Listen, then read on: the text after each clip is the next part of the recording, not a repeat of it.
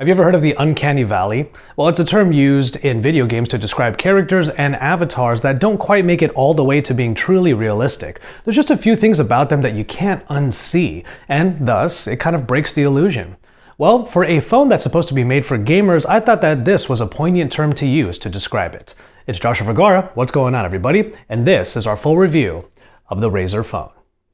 Comparisons to the Nextbit Robin are going to be pretty obvious here. After all, the company was acquired by Razer, and what you have now is a phone made for gamers.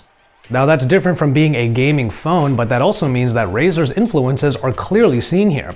Nonetheless, you have a phone that is actually a bit unique in design compared to other competitors, and it's also a bit reminiscent of the original Nextbit Robin. You have the angular corners and also flat sides all around, making for a blocky device, which is a design aspect we don't really see a whole lot these days.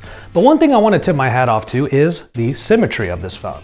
The speaker grills atop and below the 5.7-inch screen take up the exact amount of space in those particular areas. The power button on the right has a fingerprint reader embedded into it, much like the original Nextbit Robin, and it was actually pretty easy to use even when using my middle finger on my left hand in order to quickly unlock the device after pressing the button. The USB Type-C port on the bottom is centered as it should be, but there is no headphone jack here. Instead, you get an adapter that you plug into here for a headphone jack, but it does come with a 24-bit DAC installed, and we'll talk about the audio experience in a little bit. And finally on the back, there is the camera optic package, dual lenses over in the corner, on top of the Razer logo that is prominently displayed on this black slate design. It's actually a very handsome device, but the main problem we have with it is just the handling. With a 16:9 aspect ratio screen, it's a little bit wider than it probably should be and makes left to right or right to left handling in one hand a bit difficult. This is certainly going to be a two-hander, especially when you're trying to type. But that screen is one of the main draws of this phone, and it is a Quad HD IPS display that includes Ultra Motion technology. Now that means that this display can get up to a 120 Hz refresh rate, but it is also synced up with the GPU in order to give the best possible experience no matter what kind of content you are using. I played a lot of games on this device, and there are quite a few AAA titles that take advantage of everything the Razer Phone provides. There are some games that don't quite take advantage of the full spec list, but they still look great because of that Ultra Motion technology. So if you're playing a game that runs at 30, 60, or 90 frames per second, it's going to look great on this display still because the refresh rate adjusts accordingly. But the great motion in this display, which is derived from Razer's own laptop displays, is really apparent even in simple tasks like scrolling through Google Now or through websites like AndroidAuthority.com or going through apps like Reddit. It's really easy to see how high quality this display is, and Razer might just have unlocked a new trend in smartphones moving forward.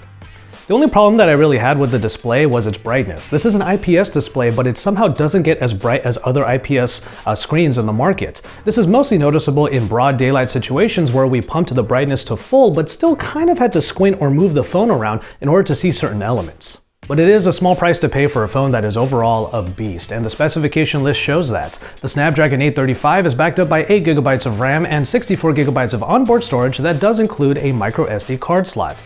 You have the very best specifications here that is only really matched by the OnePlus 5T currently. Thus, work and play speed along swimmingly so that gamers aren't the only ones who are going to enjoy using this phone on the daily. You also have a lot of power for multitasking, as we used multi-window for YouTube and other applications, but of course when Android Oreo finally makes it to the Razer Phone, you'll also be able to enjoy picture-in-picture. We've already mentioned that gaming is great on here no matter what game you're playing, but the AAA titles that are supposed to come out that take advantage of the Razer Phone specifications are still a little bit limited. For example, Final Fantasy 15 is still not out on this phone, and it was one of those games that they really hyped for when it came to using this phone to its fullest potential. But that's not to say that the Razer Phone isn't finding itself in the best possible position when it comes to mobile gaming, because it truly is. Publishers like Sega and Nintendo are getting into the mobile space, putting not only games from their previous library, but also putting in new games like Nintendo's newest offering in Animal Crossing.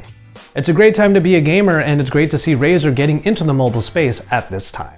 But of course, those games are not just a visual aspect, there's also an audio aspect involved, and Razer put a lot of thought into it. In a partnership with Dolby and their Atmos app, you have dual front-facing speakers that provide a great amount of sound. Seriously, this is some of the best sound that we've had from a smartphone ever. It's enough to actually replace cheap Bluetooth speakers, so you don't have to have it in your arsenal all the time. It certainly passed the shower test, but it still has to be outside of the shower doors because there is no IP certification.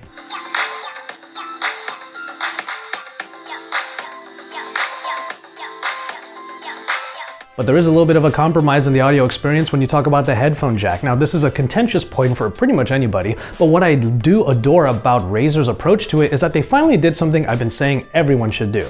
The USB Type-C port on the bottom also powers a 24-bit DAC that is built into the adapter, which provides great sound, especially if you're using high-quality headphones. This is another instance where Razer might be setting an example that we might see more of from other manufacturers moving forward.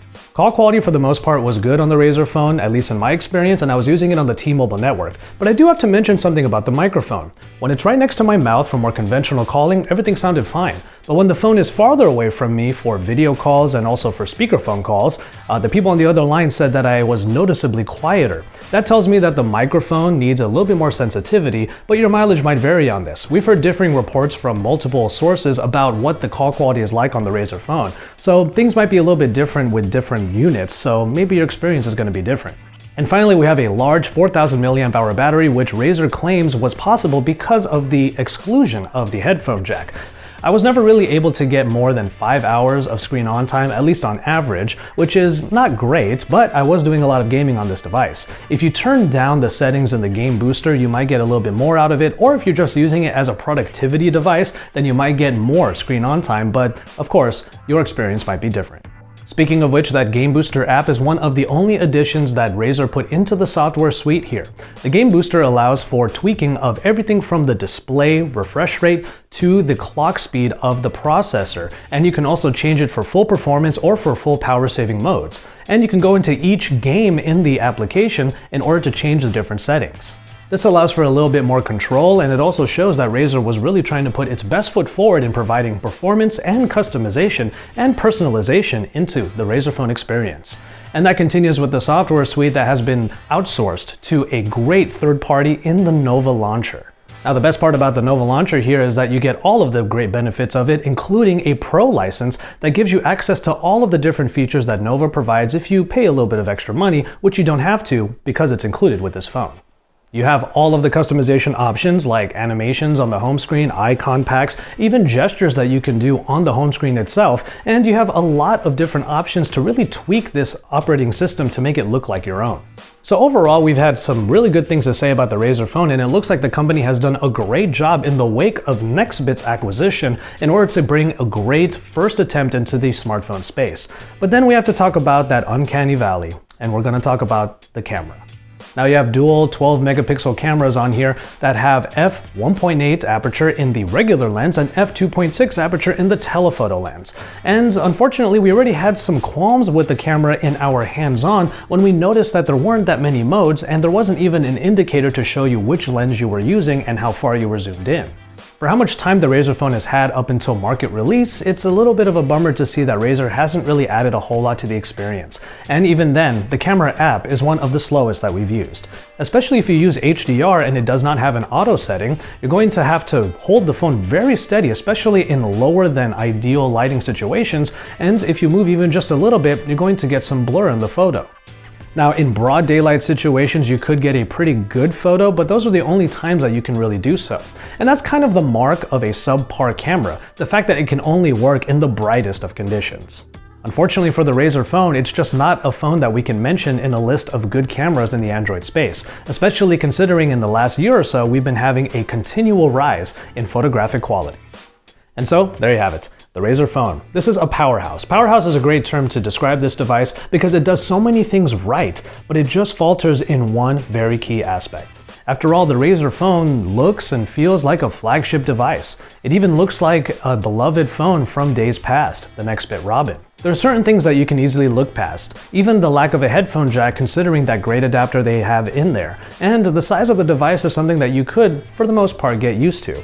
But the biggest issue with the phone might be described best by the uncanny valley. It's just the one thing that you can't unsee, and unfortunately it's one of the most important parts of a smartphone, and it's the camera experience.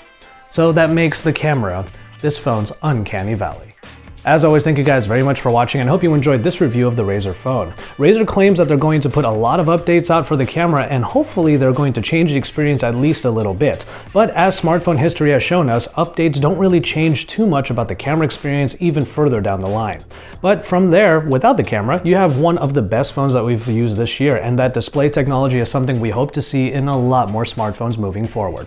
Keep it tuned to Android Authority for even more about the Razer phone, and maybe a couple of comparisons. After all, one of its main competitors in the spec sheet is the OnePlus 5T. So you can look forward to that and even more from AndroidAuthority.com. Head on over to the website or download our app from the Play Store so you can keep up with us in a very easy fashion. Then bring it on back to this YouTube channel and subscribe to the channel if you haven't already. Drop us some likes on this video and don't forget to comment in the sections down below so we can continue the discussion on Razer's first phone. So keep it tuned here and remember that we are, of course, your source for all things Android.